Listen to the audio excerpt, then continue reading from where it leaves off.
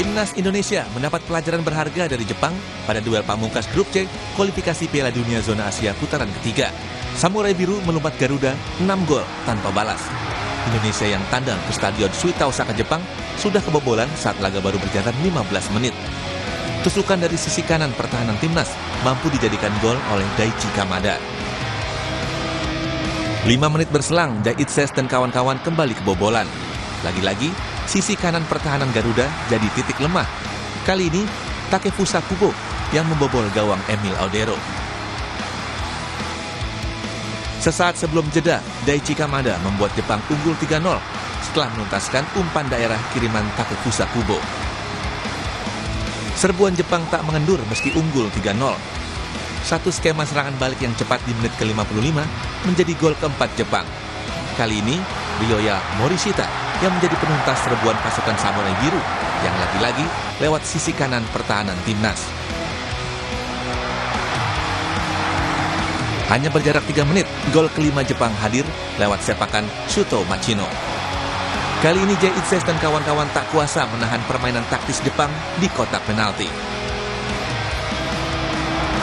Unggul 5-0 karena gol Jepang belum berhenti.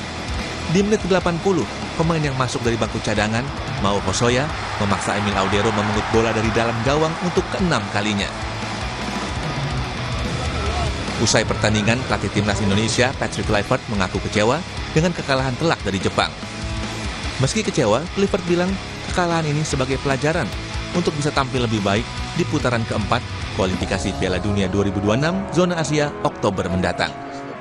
We're very disappointed, of course, but we have to be prepared for the next, the fourth round, and that's for me now the most important thing is to look back post match, learn from it, and look forward to the fourth round. Who is our next opponent? Participant in the fourth round is very strong. You have Oman, you have Palestine, you have a lot of big countries who want to go to the World Cup like us. So it will be very interesting what teams or what the countries we have in the fourth round.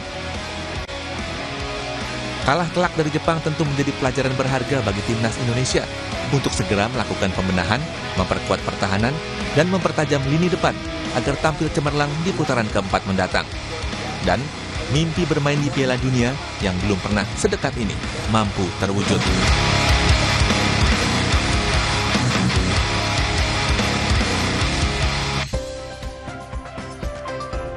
Saudara, timnas kalah telak 6-0 dari Jepang dan ini menjadi pelajaran berharga untuk Jai Itses dan kawan-kawan jika ingin mewujudkan mimpi bermain di Piala Dunia tahun depan. Apa pelajaran yang bisa dipetik dari kekalahan lawan Jepang? Apa yang harus disegera dibenahi Coach Patrick Kluivert? Kita ulas bersama analis sepak bola Wesley Huta Galung. Selamat pagi Bung Wesley. Selamat pagi Mario.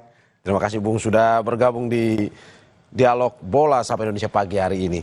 Bung, perlukah kita sebenarnya kecewa terhadap hasil semalam kalau melihat sebenarnya peringkat FIFA Indonesia dan Jepang ini sebenarnya jauh juga sebenarnya. 15 dan 116. Perlu nggak sih kita kecewa sebenarnya? Karena prinsip sepak bola Bung Mario itu bermain untuk menang.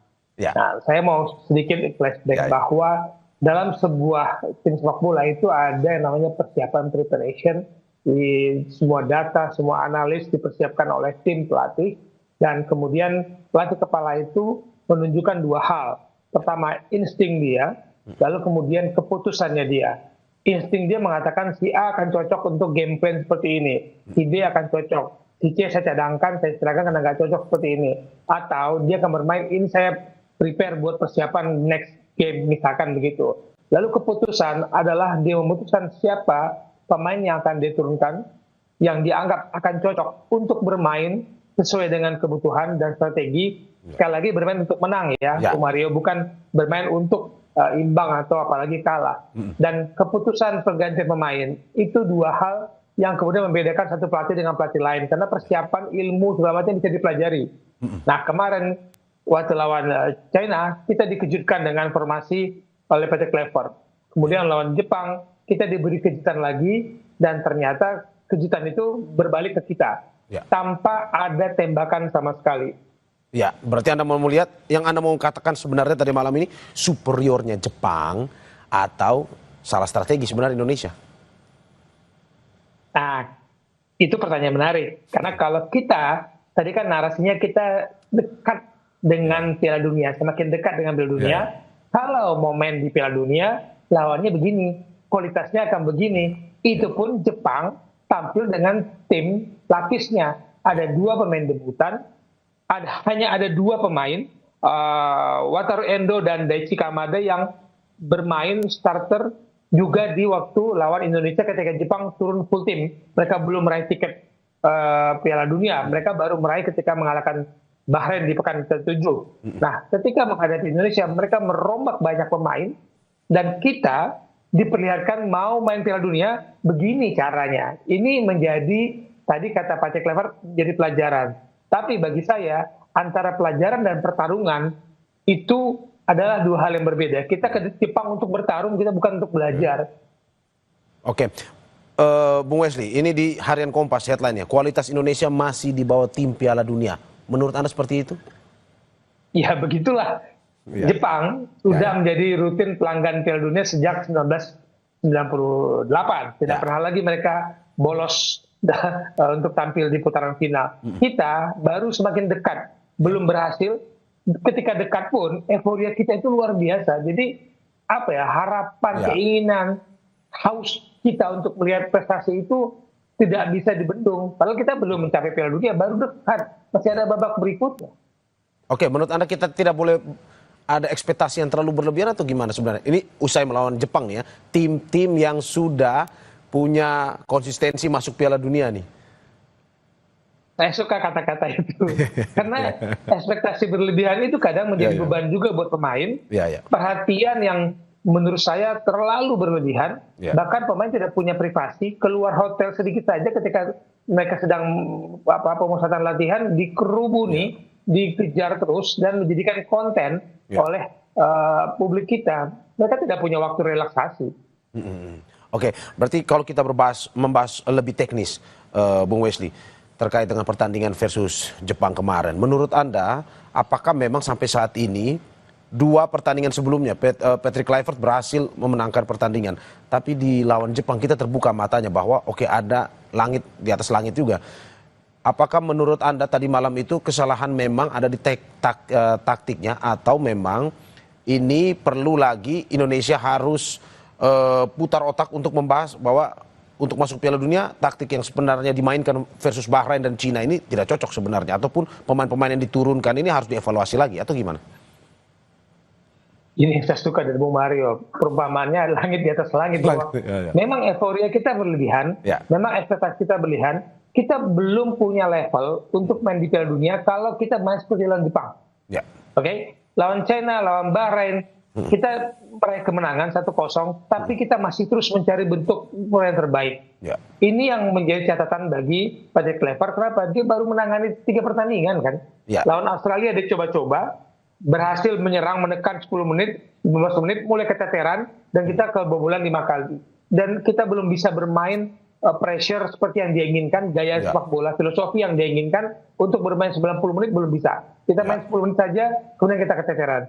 Lawan Bahrain, kita harus akui, kita keteteran dari kondisi cuaca. Pemain kita main di kandang, main home, tapi kan banyak sekali pemain kita yang kesulitan juga untuk adaptasi dengan cuaca di Jakarta, kelembapan, dan kepenuhnya banyak publik di stadion, membuat suasana memang tidak begitu nyaman karena mereka terbiasa di Eropa, lahir di Eropa.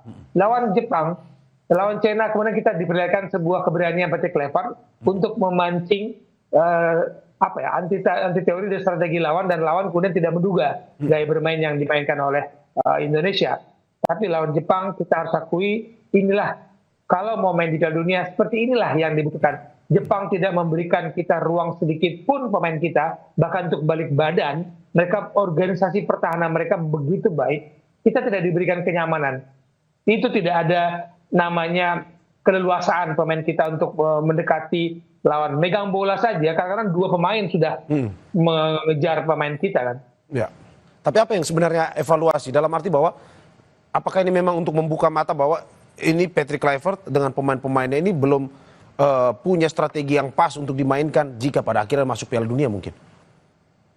Ya, pemainnya masih terus beradaptasi dengan chemistry di antara satu sama lain. Ya. Karena Mario, kalau kita lihat Jepang, banyak sekali pemain yang abroad, yang bermain luar negeri. Kemarin itu 8 pemain ya, yang lawan Indonesia, yang dipanggil hanya 8 pemain yang berkompetisi di liga lokal. Tapi pemain yang di luar itu, mereka punya fondasi sepak bola yang sama ketika mereka belajar sepak bola di Jepang dari usia 8-10. Fondasi ini yang tidak kita miliki ketika kita menggabung para pemain dari luar negeri dengan pemain anak yang bermain di kompetisi luar negeri, fondasinya berbeda. Lalu kemudian pelatih kita berganti dengan mencari-cari bentuk lagi di tengah kompetisi. Jadi tidak mudah untuk membentuk, meracik sebuah tim ketika banyak perubahan. Nanti kalau coba lihat Bung Mario, lawan Jepang di putaran pertama, kita nggak punya Ole, kita nggak punya Joel Pelopesi. Nanti setiap pertandingan ada lagi anak baru, ada lagi pemain baru. Ini kan butuh lagi adaptasi dan chemistry yang tidak mudah bagi pelatih. Siapapun pelatihnya, kalau terus ada perubahan-perubahan seperti ini, fondasinya berbeda-beda, tidak mudah meracik game plan.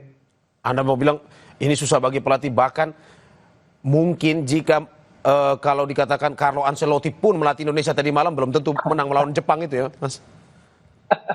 Iya, semua pelatih itu punya karakter dan kebiasaan. Ancelotti itu manajemennya bagus, kemampuan mengelola timnya bagus, dan itu saat ini kalau menurut saya pengelolaan tim itu sangat baik dimainkan oleh tim latihan kita, Patrick Kluivert dan tim itu hampir semua saya pikir satu frekuensi lah cara mereka berlihat dan melihat sepak bola ya. Oke, Bung Wesley, ini pelajaran penting versus Jepang ini. Tetapi nanti kita tetap akan lolos ke putaran keempat kualifikasi ini Piala Dunia Zona Asia ini.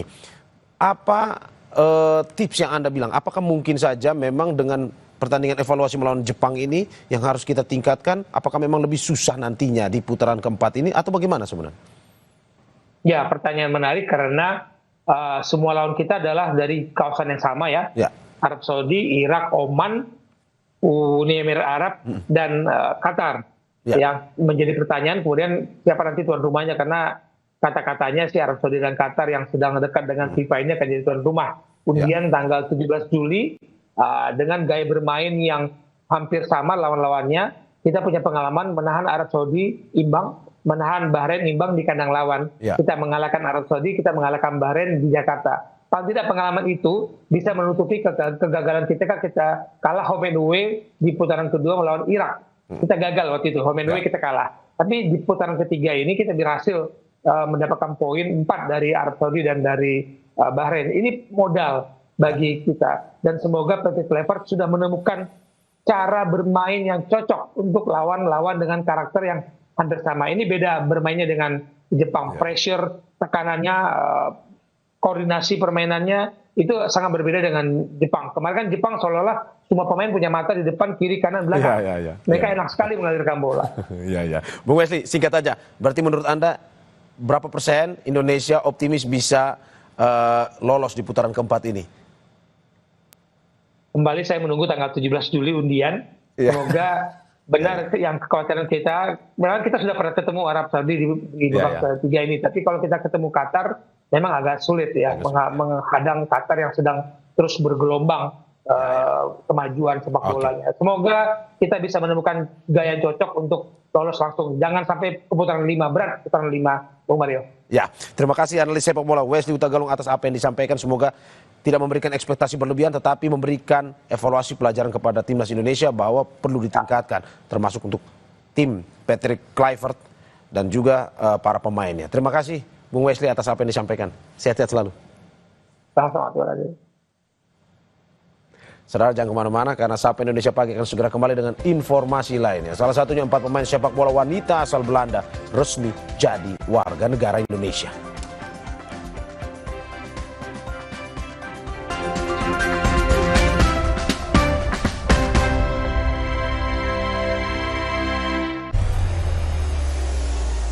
Mencari tahu, mendengarkan lebih utuh dan mendalam, mempertanyakan rasa keadilan.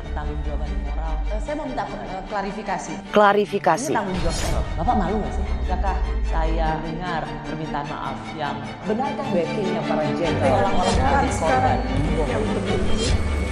Kita mengingatkan penguasa, menghibur yang papa. Rosi. Aku udah nonton. Fix Hijin tuh jahat ke Minjun. Hijin kan emang gak mau pacaran sama papamu, mamamu.